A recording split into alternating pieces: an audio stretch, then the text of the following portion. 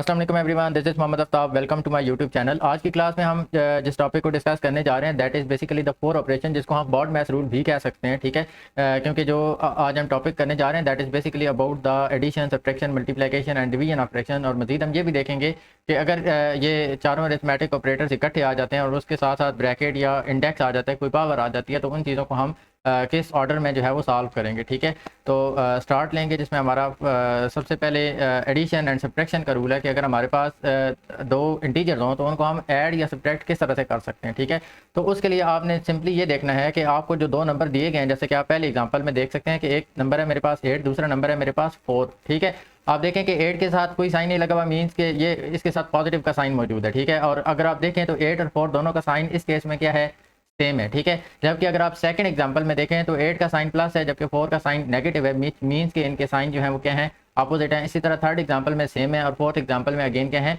Opposite है। ठीक है, अब यहाँ पर आपने आपका रूल क्या होगा, दैट इज़ कि अगर दोनों नंबर्स के साइन सेम है तो आपने क्या करना है, प्लस करना है। ठीक है, अप्लाई करते हैं ज़रा। जैसे आप देख सकते हैं पहले एग्जाम्पल में सेम है तो मैंने इनको प्लस कर दिया। ठीक है, उसके अलावा अगर साइन अपोजिट होंगे तो फिर क्या करना है, फिर माइनस करना है। अच्छा जी, 8 और 4 का साइन अपोजिट है, मैंने माइनस कर दिया। अच्छा, 8 और 4 का साइन सेम है, मैंने प्लस कर दिया। 8 और 4 का साइन अपोजिट है तो मैंने माइनस कर दिया। ठीक है, अच्छा ये तो हो गया कि हमने जज करना है कि हमने प्लस करना है या माइनस करना है। जो दूसरी मेन चीज़ है वो ये है कि आपका साइन क्या आएगा, कि कहाँ पर +12 आएगा और कहाँ पर -12 आएगा, ये हम कैसे जज करेंगे। तो उसके लिए सिंपल सी चीज़ है कि जिसकी लाठी उसकी भैंस, मतलब कि जो बड़ा है उसकी मर्जी चलेगी। तो आप देखें कि बड़े के साथ क्या है, प्लस है, तो बड़े की मर्जी चला लें, यहाँ पर प्लस आ जाएगा। ठीक है, अच्छा अगले सवाल में फिर देखें 8 है, 8 बड़ा है, 8 के साथ प्लस है तो पॉजिटिव का साइन आएगा। अगले एग्जांपल में आप देखें 8 बड़ा है, 8 के साथ नेगेटिव का साइन है तो नेगेटिव का साइन लगा दें।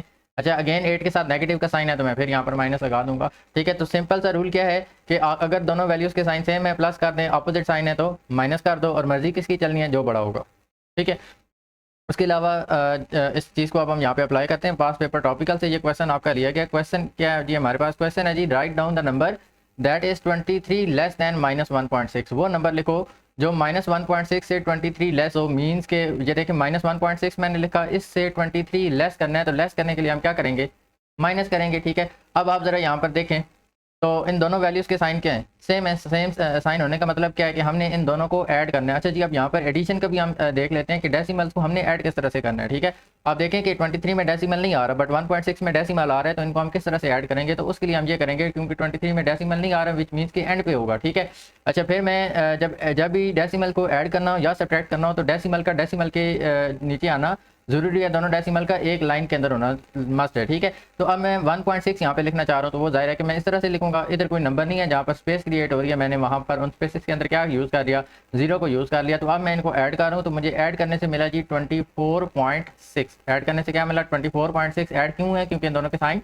सेम थे। अच्छा साइन सेम थे, ऐड हो गए। उसके बाद बड़ा कौन है, 23 बड़ा है, और 23 के साथ माइनस का साइन है तो बड़े की मर्जी चलेगी, मीन्स के माइनस का साइन आ गया। So that is our answer. ठीक है, उसके बाद है जी हमारे पास रूल नंबर 2, जिसमें that is basically about the multiplication and division. अच्छा मल्टीप्लिकेशन ऑफ इंटीजर्स और डिवीजन ऑफ इंटीजर इन दोनों का सेम रूल है। ठीक है, और वो ये है, आप सिंपली ये पहले तो देखें कि आपने प्लस का मतलब क्या लेना है, दोस्त, माइनस का मतलब क्या लेना है, दुश्मन।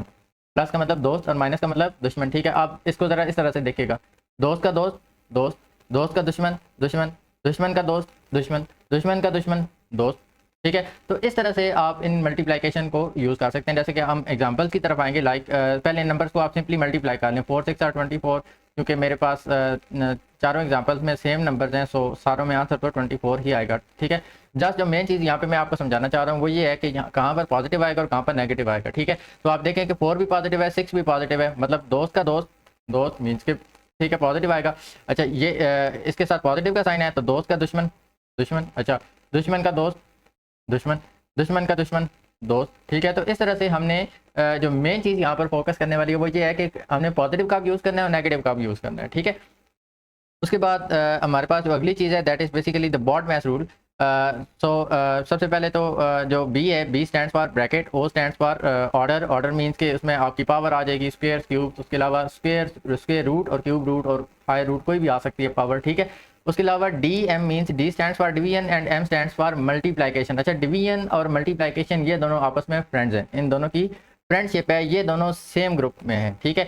अच्छा, फिर ए और S, A stands for addition and S stands for subtraction, इन दोनों की भी आपस में फ्रेंडशिप है, तो ये दोनों भी सेम ग्रुप के अंदर है। अच्छा, अब सेम ग्रुप का मतलब क्या है? सेम ग्रुप का मतलब ये है कि जब हमारे पास फॉर एग्जांपल हम ये एक एग्जांपल मैं लिख रहा हूँ, फॉर एग्जांपल 4 + 6 - 8 आ जाता है, ठीक है। मीन्स कि हमारे पास एक ही एक्सप्रेशन है, उसके अंदर प्लस भी आ रहा है और माइनस भी आ रहा है, तो हमें यहाँ पर फॉर एग्जांपल ये कन्फ्यूजन क्रिएट हो जाती है कि हमें यहाँ पर जो है वो माइनस को पहले सॉल्व करना चाहिए या प्लस को पहले सॉल्व करना चाहिए। तो उसके लिए रूल क्या है, क्योंकि एडिशन और सब्ट्रैक्शन का सेम ग्रुप है, क्योंकि ये दोनों फ्रेंड्स हैं, तो इन दोनों फ्रेंड्स के दरमियान में एक एग्रीमेंट है कि जो पहले आ गया उसको पहले सॉल्व कर दो। फॉर एग्जांपल अगर प्लस पहले आ रहा है तो आप पहले प्लस कर लो, फिर आप लाइक पहले इन दोनों को प्लस कर लो, फिर माइनस कर लो, 2 आ जाएगा, ठीक है। और अगर माइनस पहले आ जाता है तो फिर माइनस पहले सॉल्व हो जाएगा। सेम जो है डिवीजन और मल्टीप्लिकेशन में भी इन दोनों फ्रेंड्स में भी आपस में ये एग्रीमेंट है कि जो पहले आ गया उसको पहले सॉल्व कर लेना है, ठीक है।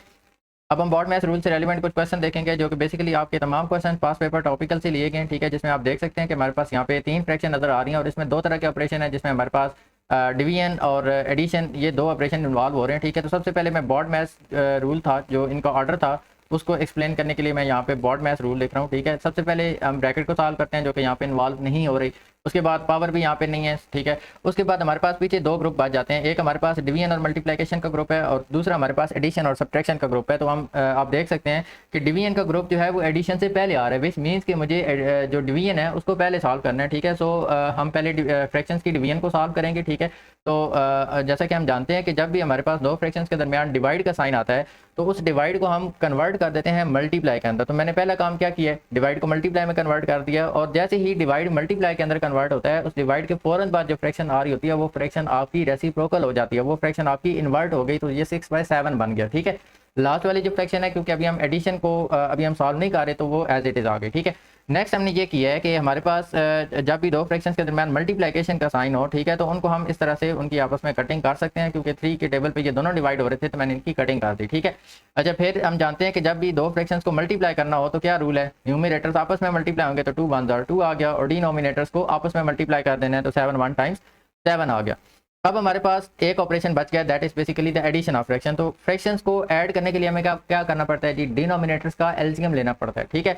तो 7 और 5 दोनों ही प्राइम नंबर हैं, जब भी हमारे पास प्राइम नंबर आ जाए ना तो सिंपल सी चीज़ है, उन दोनों को मल्टीप्लाई कर दो, वही उनका एलसीएम होता है। और ऊपर क्या करो, न्यूमरेटर्स को सॉल्व करने के लिए आप सिंपली उनको क्रॉस मल्टीप्लाई कर दो, तो 5 2 टाइम्स 10 एंड 7 1 टाइम्स 7, ठीक है। तो इस तरह से आप जो है ये एलसीएम की एक ट्रिक थी और ये प्राइम नंबर्स के लिए वैलिड है, ठीक है। उसके बाद ये आ गया जी 10 + 7 17 डिवाइडेड बाय 35, ठीक है। तो ये हमारे पास आगे फ्रैक्शन, इस फ्रैक्शन को हम मजीद सिंप्लीफाई नहीं कर सकते, उसने हमसे कहा है कि आप इसको सिंपलेस्ट फॉर्म में आंसर करो, बट हम इसको सिंप्लीफाई नहीं कर सकते, सो दैट मीन्स कि ये हमारा जो है वो फाइनल आंसर होगा, ठीक है।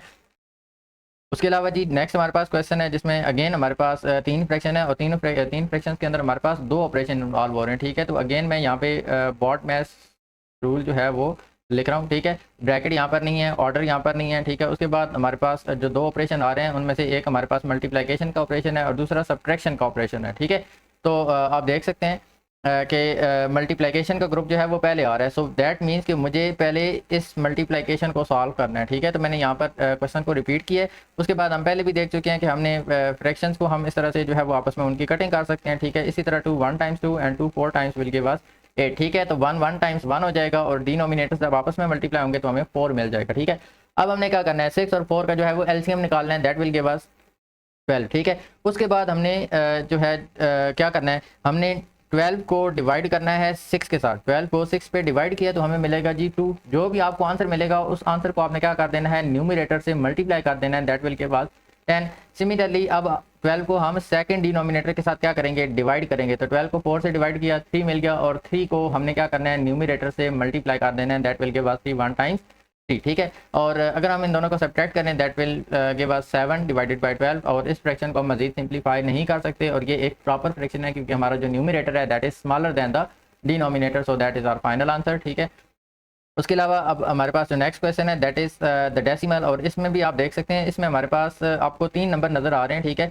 जिसमें हमारे पास मल्टीपल ऑपरेशन है, जिसमें आप देख सकते हैं कि प्लस है, उसके अलावा मल्टीप्लाई है, उसके अलावा इसमें पावर भी इन्वॉल्व हो रही है और फिर पावर के अलावा क्यूब रूट भी इन्वॉल्व हो रहा है, यानी आपके पास दो तरह की पावर इन्वॉल्व हो रही है। ठीक है, दो तरह की पावर कैसे आप देख सकते हैं कि एक 0.4 के ऊपर ये जो स्क्वायर है एक पावर ये है, और दूसरी इसको हम बोलेंगे जी ये इंडिविजुअल पावर है, मींस कि ये जो पावर है ना 2 ये सिर्फ 0.4 के ऊपर है। ठीक है, बाकियों के ऊपर ये नहीं है, जबकि ये जो क्यूब रूट है ये पूरी वैल्यू के ऊपर है। ठीक है, तो जब भी पावर होल के ऊपर आती है ना, ठीक है, जैसे कि आपका क्यूब रूट आ रहा है ये होल के ऊपर आ रहा है। ठीक है, तो इसको हम सबसे लास्ट पे सॉल्व करते हैं। हाँ, इंडिविजुअल पावर होगी तो उसको फिर हम बॉड मैथ रूल के अकॉर्डिंग देखेंगे कि बॉड मैथ रूल क्या कह रहा है। लेकिन अगर कहीं पर भी आपकी पावर होल के ऊपर आ जाती है, ठीक है, पूरी वैल्यू के ऊपर आ जाती है, तो उसको हम फिर लास्ट पे सॉल्व करते हैं। ठीक है, तो पहले हम इसके अंदर वाली तमाम वैल्यूज़ को देखेंगे। ठीक है, तो अगर मैं यहाँ पे बॉड मैथ रूल का जो ऑर्डर है उसको देखूँ तो हमारे पास, क्योंकि यहाँ पे मल्टीपल ऑपरेशन इन्वॉल्व हो रहे हैं जिसमें से हमारे पास ब्रैकेट तो नहीं है, बट यहाँ पे इंडिविजुअल पावर आ रही है। ठीक है, मीन्स कि हमें सबसे पहले पावर को सॉल्व करना है। ठीक है, तो मैंने क्या किया, 0.4 का स्क्वायर लेना है। स्क्वायर मीन्स कि आप 0.4 को 0.4 से मल्टीप्लाई करें, वी विल गेट 0.16। मल्टीप्लाई कर लिया, अच्छा ऑर्डर हमारे पास ये चीज़ सॉल्व हो गई। नेक्स्ट हमारे पास डिवीजन तो है ही नहीं। ठीक है, उसके अलावा हमारे पास अगली बारी किसकी है जी, अगली बारी है मल्टीप्लिकेशन की, तो हमें मल्टीप्लाई करना है इन दोनों नंबर्स को। तो अगर मैं इन दोनों नंबर्स को मल्टीप्लाई करूँ हमारे पास ये आंसर मिल जाएगा। अच्छा, फिर उसके अलावा अगला नंबर किसका है, अगला नंबर है जी एडिशन या सब्ट्रैक्शन में से जो भी आ रहा है। सब्ट्रैक्शन तो है ही नहीं, तो एडिशन, तो हम इन दोनों को ऐड कर लेंगे। ठीक है, अच्छा अब यहाँ पर एडिशन हो गई, जो क्यूब रूट के अंदर जो कुछ था वो सारा सॉल्व हो चुका है। ठीक है, अब हमने इस वैल्यू का निकालना है क्यूब रूट। ठीक है, अब फॉर एग्जांपल आपको डायरेक्टली आइडिया नहीं हो रहा कि हम इसका क्यूब रूट जो है वो किस तरह से निकाल सकते हैं। ठीक है, तो उसके लिए फिर हम क्या करेंगे, उसके लिए हम क्यूब रूट जो डेसिमल्स का क्यूब रूट है हम किस तरह से निकालते हैं, उसके लिए हम ये करेंगे कि इस डेसिमल को जब हम खत्म करेंगे तो ये हमारे पास आ जाएगा डी 1000, यानी कि हमने डेसिमल को फ्रैक्शन की फॉर्म में कन्वर्ट कर लिया। फिर हमने ये करना है कि 2744 है, तो इसकी मुझे नहीं समझ आ रही डायरेक्टली कि ये किस नंबर का क्यूब जो है वो बन सकता है। ठीक है, क्योंकि इस क्यूब रूट की कैद से बाहर निकालने के लिए ना इसकी पावर 3 बनेगी, तो ये क्यूब रूट से बाहर निकल सकते हैं। ठीक है, तो मैंने क्या करना है, इनका इस तरह से एलसीएम निकाल लेना। अब आप देख लें कि 2 के हमारे पास 2 जो है ना हमारे पास 3 का हम यहाँ पर ग्रुप बनाएंगे। 2 हमारे पास 3 दफ़ा आ रहा है, 2 पावर 3 लिख दी। इसी तरह 7 3 दफ़ा आ रहा है, तो 7 की पावर 3 लिख दी। अच्छा, इसी तरह 1000 को तो हम 10 की पावर 3 लिख सकते हैं। अब आप देख सकते हैं कि इन सारे फैक्टर्स की पावर 3 हो गई है। ठीक है, और बाहर आपका क्या मौजूद है, क्यूब रूट मौजूद है। तो अब इनको इस जेल से निकलने के लिए जो चाबी थी, चाबी क्या थी, पावर 3 होनी चाहिए, तो वो इनको वो चाबी मिल गई है। ठीक है, तो अब ये इस कैद से आज़ाद हो जाएंगे। मीन्स के जो क्यूब है वो क्यूब रूट को काट देगा, क्योंकि ये दोनों एक दूसरे के क्या होते हैं, इनवर्स होते हैं। ठीक है, सो 2 7 टाइम्स इज 14, और अगर हम इसको डिवाइड करें दैट विल गिव अस 1.4। ठीक है, नेक्स्ट क्वेश्चन इज जो कि बहुत ही कॉमन सेंस का क्वेश्चन बन जाता है जी। यहाँ पर we have to put a pair of brackets to make this calculation correct. ठीक है, तो यहाँ पर मुझे ब्रैकेट इस तरह से लगानी है कि ये जो लेफ्ट साइड है इसका आंसर राइट साइड के इक्वल आ जाए, यानी आंसर को मुझे 0 करना है। तो मैं जी ब्रैकेट लगा रहा हूँ ये।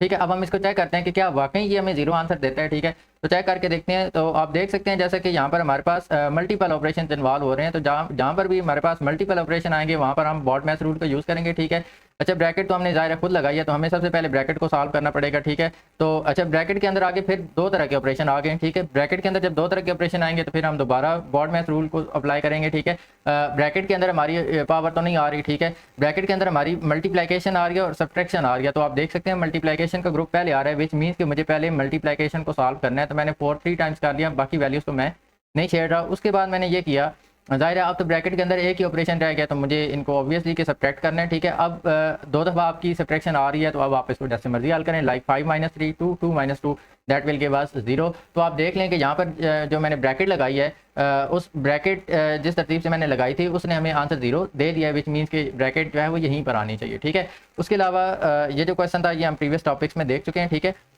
इस क्वेश्चन पे आएंगे, इसमें भी हमें यहाँ पर ब्रैकेट यूज़ करनी है, but this time we have to make it equal to 7। ठीक है, हमें 7 आंसर में लाना है। अब आप देख सकते हैं कि हमारे पास लेफ्ट साइड से ना लेफ्ट साइड पे पहले से 7 जो है वो मौजूद है। तो हम ये करते हैं कि इस 7 को जो है हम रिटेन रखते हैं, हम सिर्फ इन तीनों को इस तरह से सॉल्व कर लेते हैं कि बस जो है ना ये 0 हो गए, तो 7 तो पहले से मौजूद है। ठीक है, सो मैं ये करता हूँ कि मैं 3 और -1 इसको मैं ब्रैकेट के अंदर लिख लेता हूँ।